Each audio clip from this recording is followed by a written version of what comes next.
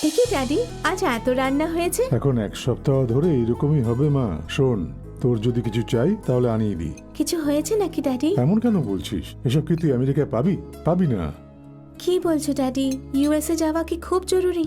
আমি এখানে তোমাদের সাথে থাকতে চাই। এরকম বলিস না মা। গ্রামের সবাই জেনে গেছে যে তুই আমেরিকাতে যাচ্ছিস, তাহলে তুই রাজি কেন হচ্ছিস না? কি কারণ ড্যাডি? ছোটবেলা থেকেই তুমি আমায় দূরে রেখেছো, অন্য গ্রামে পড়াশোনা করিয়েছো, আর এখন ইউএসএ পাঠানোর জেদ।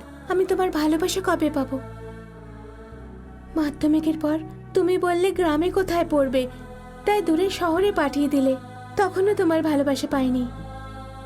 ডিগ্রির পড়াশোনা আমি তোমার সাথে থেকে করতে চেয়েছিলাম, তখনও তুমি এটাই করলে। ছোটবেলা থেকে আজ অবধি আমি গুনে গুনে 10 দিনও তোমার সাথে থাকিনি, আর এত বছর পরে আমি আবার একটা সুযোগ পেয়েছি, আমায় আমেরিকা পাঠিয়ে দিচ্ছ। আমার সাথে এরকমটা কেন করছো? আমি তো তোমারই মেয়ে, তাই মা, না? আমি এসব তোর ভবিষ্যতের জন্য করছি। আমি রাজি হব না ড্যাডি। তোমার খুশির জন্য আমি পড়াশোনা করছি, আমার ভবিষ্যতের জন্য না। আমি ইউএসএ তে যাব না।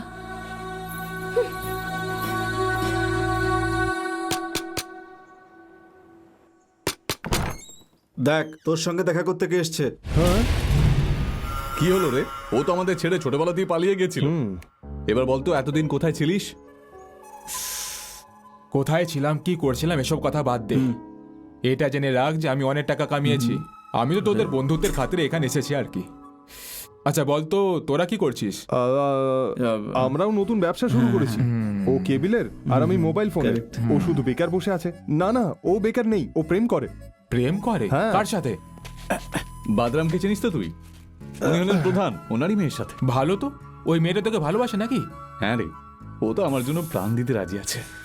এটা তো খুব ভালো কথা। আচ্ছা শোন, আমি এখানে 10 দিন থাকবো, তোরা আমার সাথে থাকবি, অনেক এনজয় হবে। আরে ভাই, তুই বললি যখন আমরা তোর সাথেই থাকবো। এরা কারা? আমাদের লোক নাকি? আমাদেরই লোক। তাহলে বসতে বল না। আরে ওরা এখানে বসতে আসেনি, আমাদেরকে পেটাতে এসেছে।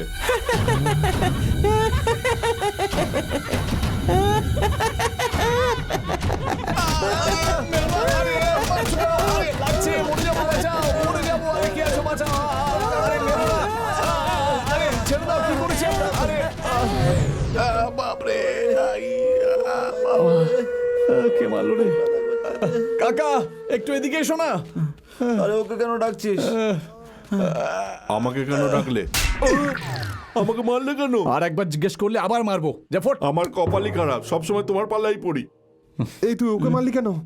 এখন আমরা প্রধানের বাড়িতে যাচ্ছি, তাই রিচার্জ হওয়ার জন্য মারলাম।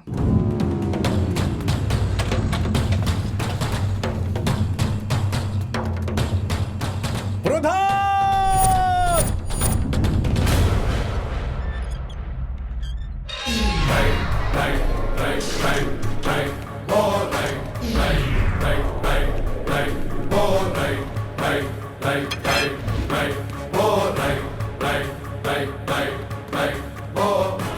যে মরতে চাস সে আমার সাথে আয়, যে বাঁচতে চাস সে এখান থেকে চলে যা। তোর সাথে বাঁচবো, তোর সাথে মরবো। আমিও। চল।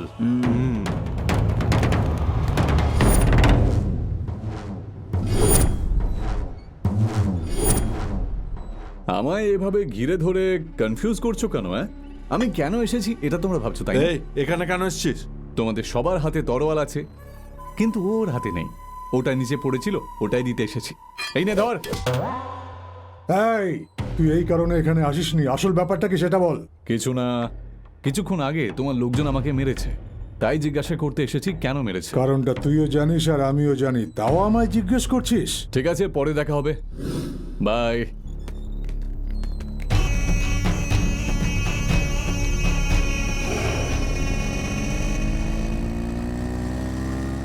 কি হলো, মুখ গোমরা করেছিস কেন? আমাদেরকে বোকা ভেবেছিস? প্রধানকে মারতে গেছিলাম কিন্তু মারলাম না, শুধু আমাদের বোকা বানালি। এটাই তো তোদের প্রবলেম। প্রধানকে মারা এত সহজ নয়। যদি মারতাম তাহলে এতক্ষণে আমরাও টুকরো টুকরো হয়ে যেতাম। হ্যাঁ, কিন্তু আমি যেটা করতে গেছিলাম সেটা তো আমি করে এসেছি। আমার কনসেপ্টে কমন ম্যান কনভিন্সড হয়ে যায়, আর তোরা কনফিউজড হয়ে যাস।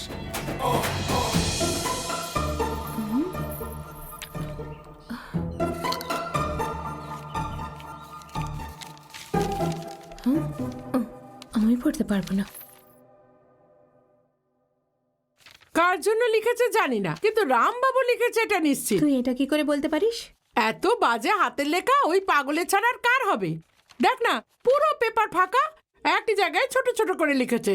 অশিক্ষিত কথাকার। কিন্তু এখন কি করব? আমার তো এসব পড়ার অভ্যাস হয়ে গেছে।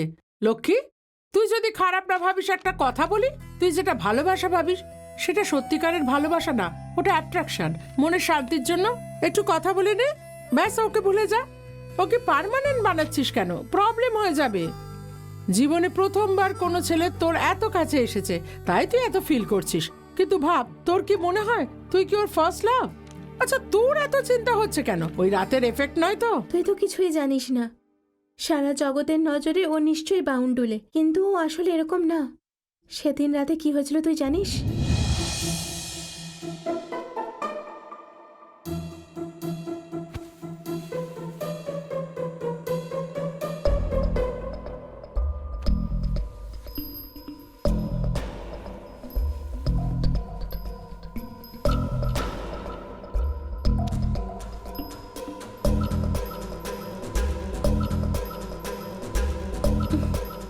তুমি অন্যদের মতন একদমই না। তোমায় দেখে আমার ভালোবাসতে ইচ্ছে করে। খুব সুন্দর লাগছে, কিস করতে ইচ্ছা করছে। পারমিশন আছে?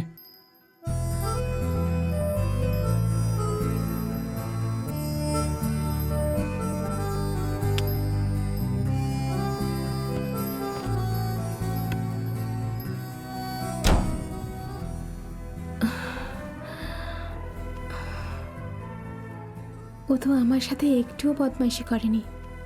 মানে ওর মনটা ভালো, ভালোবাসা বোঝে। আমি তো এরকমই কাউকে খুঁজছিলাম। হ্যাঁ, একটু বদমাইশ নিশ্চয়ই, কিন্তু কিউটও, খুব মিষ্টি। থ্যাংক ইউ ঠাকুর। যে প্রেমের নেশায় থাকে, ভালোবাসায় ডুবে থাকে, ওদের স্ক্রু ঢিলাই হয়, ওদের কিছুতে কিচ্ছু যায় আসে না। সেম সিচুয়েশনে তুই আছিস। এসব আমায় বলিস না, লেটারে কি লেখা আছে সেটা পড়ে বল। সিনু তোর সাথে কথা বলতে চায়, পুরনো বাংলোর কাছে তোকে ডেকেছে।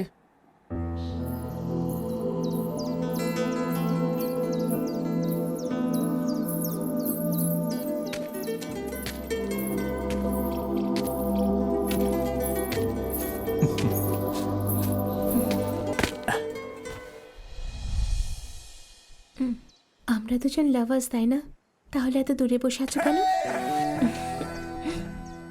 বলো, কেন ডাকলে আমায়?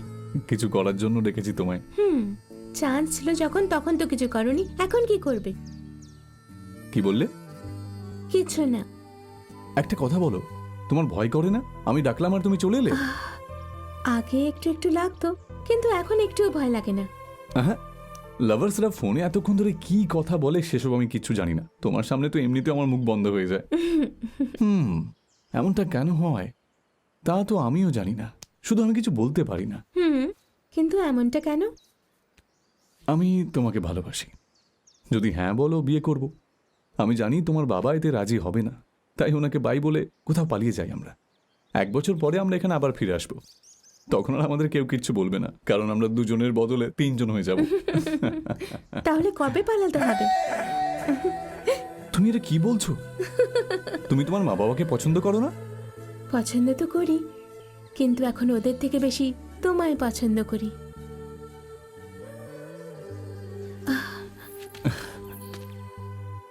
আমার উপর এত ভরসা কেন তোমার? তুমি কি মনে করো যে আমি তোমায় ঠিকভাবে রাখতে পারবো? হ্যাঁ করি, কারণ তুমি আমাকে নিজের থেকেও বেশি ভালোবাসো। এই ভালোবাসার ভরসায় আমি আমার পুরো জীবন কাটাতে পারি।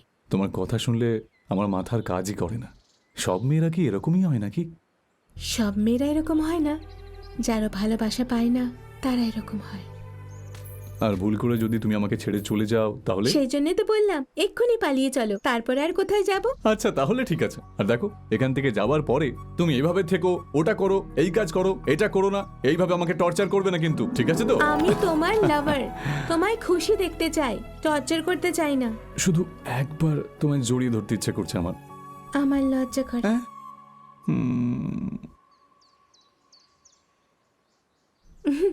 আরে রাগ করছো কেন?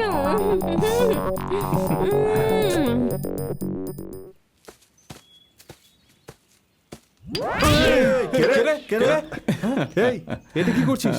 কিরে তোরা এখনো যাসনি? পাথর লাগলে না এতক্ষণ হরিবোল হয়ে যেত। আরে আমি জানতাম না যে তোরা এত চালাক। কিভাবে ভাবলি তুই? আমায় ছোট মনে করে যারা কথা বলে তাদের ব্রেন আমার থেকে ছোটই হওয়া উচিত। তুই তো আমার সাথেই থাকতিস, তাহলে ওই মেয়েটা তোর প্রেমে কি করে পড়লো? আরে আমার কাছে যে ব্রেন আছে না সেটা এতটা, তার মধ্যে কাজের ব্রেন হলো এইটুকু। আর যদি সেটা সঠিক সময় সঠিক ব্যবহার করা হয় তাহলে রেজাল্ট 1 নম্বর হবে।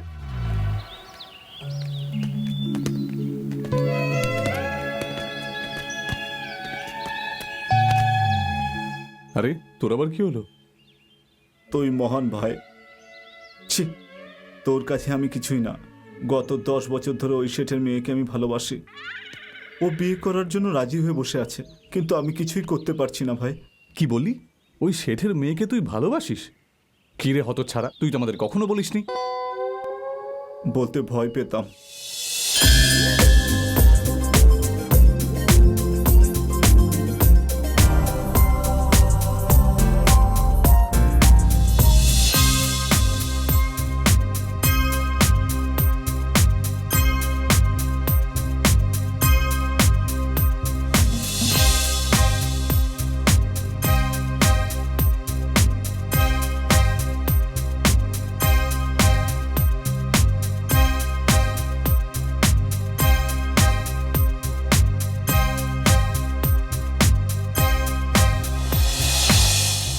আমার ভালোবাসা তো কিছুদিন হলো শুরু হয়েছে, কিন্তু তোর তো 10 বছরের পুরনো ভালোবাসা। তাই এখন থেকে আমারটা ছেড়ে তোর ভালোবাসা নিয়ে ভাবতে হবে। ওই মেয়েটাকে বলে দে কাল সকালেই তোদের দুজনের পালাবার প্ল্যান করছি আমি। দেখেছিস একে? এখন তো তুই শুধু তোর লুঙ্গি টাইট করে বেঁধে নে, খুলে যেন না যায়। কথাটা কিন্তু মনে রাখিস। গ্রামের মন্দিরের কাছে একটা অটো রাখবো। যদি ওটা মিস হয়ে যায় তাহলে গ্রামের বাস স্ট্যান্ডে 2টো অটো রাখবো। আর যদি ওটাও মিস হয়ে যায় তাহলে গ্রামের বাইরে 3টে অটো রাখবো। শুধু অটোই কেন ভাই? আরে এটা হলো আমাদের রামবাবুর লাভ স্টোরি, এইটুকু তো বিল্ড আপ হতেই হবে, তাই না?